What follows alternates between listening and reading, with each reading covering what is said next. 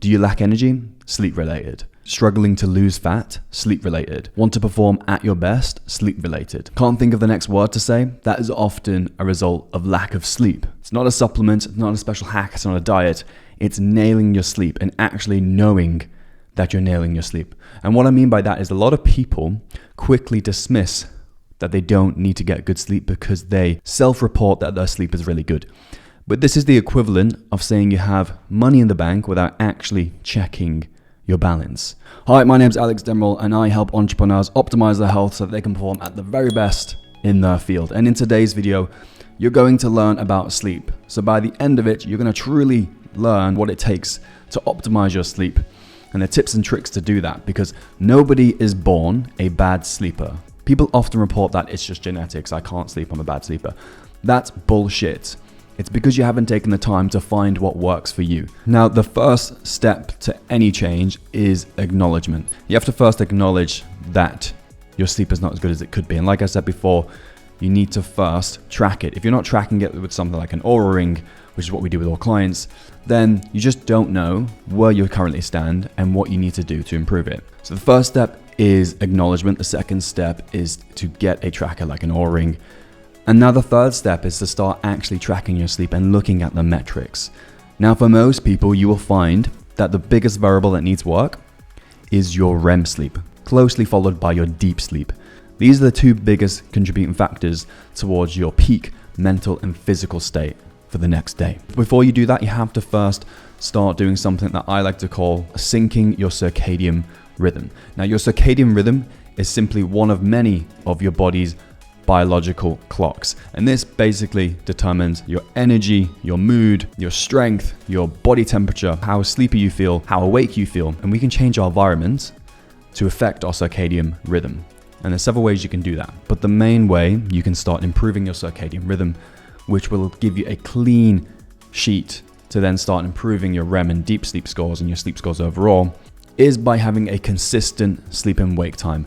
Now, I know this is rather cliche advice and it sounds like a broken record, but by doing that, your body is getting into a rhythm, and your body loves rhythms with eating times, with exercising at the same time of the day, going to bed and waking up at the same time as well. Once you begin to do that, your body gets in a really nice balance with everything and starts to release the necessary hormones for you to wake up, to go asleep. And also, I should add to that, make sure you're getting up and outside within the first 30 to 60 minutes a day by exposing yourself to blue light. This is going to further help sync your circadian rhythm. So once you've nailed going to bed and waking up at a consistent time, including on the weekends, that is most people's biggest downfall, you can now start looking at your sleep hygiene. You can sum up sleep hygiene to the biggest three factors, I would say, is light, temperature, and noise. You need to first look at those three variables. They're the biggest factors that would affect your overall sleep score. So let's tackle them together. Let's start with light. So with light, you want the room pitch black. I'm sure many of you know this, but even including the small LEDs that you have on your fire alarm or emitted from your TV or anything, because your skin has light sensors all over it, not just in your eyes. So any tiny speck of light that is emitted, your body will be picking up on. Now, that might not be a massive effect, but it's about marginal gains in your sleep hygiene, okay? You want to optimize that. So cover up your fire alarms with some black electrical tape. Make sure you invest in some blackout blinds, okay? Get completely rid of that light. If you're still unable to do that, the next best compromise is to get something like an eye mask. Make sure you invest in a good quality one, because you don't want to be uncomfortable throughout the night, because that's going to wake you up and disrupt your sleep. Next one is temperature. Now, temperature, I would say, is the biggest factor when it comes to getting good sleep. The ideal room temperature is about 18 degrees Celsius or 64 degrees Fahrenheit. To do that in the UK, it can be quite difficult because we don't have air conditioning units, or it's very rare. So the next best option is to get that room ventilated as much as you can with some fresh air throughout the day and the night. Another thing that can really help with that is just getting a tower fan. And what you can also do to go the extra mile with this is to get something like an 8-Pod Pro. Obviously, in my last video, I reviewed that. Great product, get one, especially if you struggle with ventilation. Other things to consider are ones like chili pads as well. I will leave links for all these in the description below. I'm not affiliated with any of them. Now, other factors that can affect your temperature is your core body temperature itself. So make sure, and not many people know this, but have your last meal at the minimum 3 hours before bed. If you can squeeze it to 5, even better. But minimum 3 hours before bed, that's going to help bring your core body temperature down. And that's because you won't be digesting food, which causes heat. What you can do is compound that with a nice hot shower about 1 hour before bed. That again is going to help your body disperse its heat. And as well, we mentioned it briefly, but make sure your duvet in your bed is of good organic cotton quality with a thread count between 200 to 400.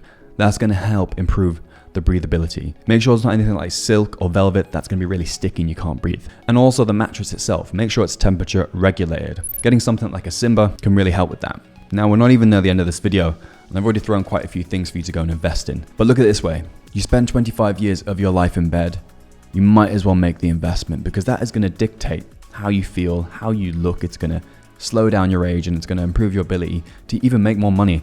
And for you business owners watching this, you've got to remove yourself as the bottleneck of the business. And one of the best ways you can do that is by investing in your sleep, because that's going to allow you to perform at a higher level. So that's temperature done. Now noise. Now, obviously, I don't expect you to pick up your stuff and go and move if you live in a busy street, although that would be ideal. The next best thing is to start investing in either some earplugs or a white noise box, or you can even use an app from your phone, because even though these noises might not consciously wake you up, you might not remember waking up, it can start to bring you out of your deeper stages of sleep because your body thinks there's a potential threat. So that's sleep hygiene mostly covered. So you have light, temperature, noise. We've tackled all them. Now, other factors to consider is making sure your bedroom is clutter-free. Now, as woo-woo as this sounds, making sure that your room is clutter-free is going to help your subconscious switch off. It's going to help your mind switch off. So that means having your room in an ideal situation, just your bed. That's how I have my bedroom. That's how you should have your bedroom if you want the very best night's sleep. You don't want to be associating your bedroom with loads of clutter. You especially don't want to be associating your bedroom with TV, or like most people, being on your phone in bed or your laptop or your iPad. You want to associate your bed with just sex and sleep, and that is it. You want to start to ingrain those habits more often, because the more you go on your phone in bed, the more your brain is going to associate going to bed with the dopaminergic response of going on your phone. And this is why people can't sleep. And even when they do get to sleep, because they've been on their phone with blue light, that is preventing melatonin doing its thing and helping you get to sleep. So make sure your room is clutter-free. Make sure you're only associating it with sleep and sex. That includes no phones in the bedroom, no TV, okay? You want to get bored. That's the whole premise behind getting a good night's sleep, is becoming bored, which leads us on to our next point, is your overall evening routine. So far we've established we need to fix our sleep through acknowledgement. We've covered a base foundation of sleep hygiene, and now we're going to get into the evening routine, which is going to help facilitate really good sleep when it comes to the evening. So modern day society has us on our phones, on our laptops, on our screens up until even like 8, 9, 11 p.m. Now, why that is a massive problem when it comes to you getting good sleep is blue light. Now, blue light is not the devil. It's actually fantastic for you in the morning to be syncing your circadian rhythm, but correlating since the invention of the light bulb, our sleep has gradually declined, and even astronomically in the last 20 years due to technology advancements. So you really need to start taking back the reins of your sleep through blocking out blue light. And as nerdy as these sound, you want to invest in some blue light blocking glasses. These are blue light blocking glasses. Now, they'll block you from absorbing blue light, and they also block you from losing your virginity, but it also means you get fantastic sleep. And you'll notice my glasses have a orange reddish tint to them. That's going to help block out more of the green and blue light wavelength. So you want to typically put these on around 2 hours before bed, and avoiding all screens. And if you do have to go on your screens for whatever reason, make sure you download apps like Flux, or you can even change your iPhone settings on your phone to go completely red after a certain time. So during your evening routine, you want to start bringing your body down. We've shown you can do that through avoiding blue light, but you also want to make sure that mentally you are switching off, because the amount of clients that come to me and say, once I'm in bed, I just can't switch off. The way you want to mitigate that is by performing what we call a brain dump. So you want to get everything out of your head and onto a piece of paper. Now, what you want to do once those things are on a piece of paper is make a rough plan for them and start to organize them throughout your week, throughout the following days, so that you have a rough plan. Now, if you make a plan for that future and you have a plan in action for these things that are staying in your head, then you will find that the stress and the anxiousness that comes from having all these things in your head begins to dissipate, because it's out of your head now, and you have a rough plan. So that's going to help your body calm down. You're going to start to become more bored. Remember, that's what you want to start doing in the evenings, is start to wind down, become bored, avoid blue light, chill out. So what can now help with really chilling out is having a supplement stack. Now, supplements will not inherently transform your sleep, but once you've sorted out the foundations, then you can start to look at the last 5%. That's going to help you achieve optimal sleep. First supplement you want to include in your evening routine is definitely a magnesium. Now, there's several different types of magnesium, but all you need to worry about for this video is something like magnesium biglycinate or even magnesium threonate. Other supplements to consider are something like L-theanine. That's going to help really calm down your nervous system. Another one is an adaptogen called ashwagandha. Again, that's going to help your nervous system switch off. And you can take your sleep stack about an hour, maybe 2 hours before bed. Now, before you go to bed, what you can also do is meditation. This is going to further help switch off your mind and body, especially mentally as well if you have racing thoughts. Meditation will really help you get to sleep and stay asleep. What you can do is just 10 to 20 minutes. You can even do something like yoga nidra or use something like the Balance app. Okay, so we've acknowledged that our sleep is not as good as it could be. We've started to track our sleep with an Oura Ring. We've optimized our circadian rhythm by syncing it with a consistent sleep and wake time, getting up and outside within the first 30 to 60 minutes a day. We've addressed our sleep hygiene, so temperature, noise, light. We've addressed our bedroom itself, making sure it's clear, clutter-free, and only associated with sleep and sex. And we've established some kind of evening routine to help get us into that calm state, which facilitates the best night's sleep. Now, all that is left to do is to let time do its thing. And this is probably the trickiest thing, is to have a consistent sleeping schedule. But I promise you, if you nail this and get non-negotiable with it, it'll be the biggest return on investment you can ever make. Now, over the next few weeks, you want to look at your sleep scores, and you will find that if you are doing this on a consistent basis, your REM sleep begins to improve. Now, why is that?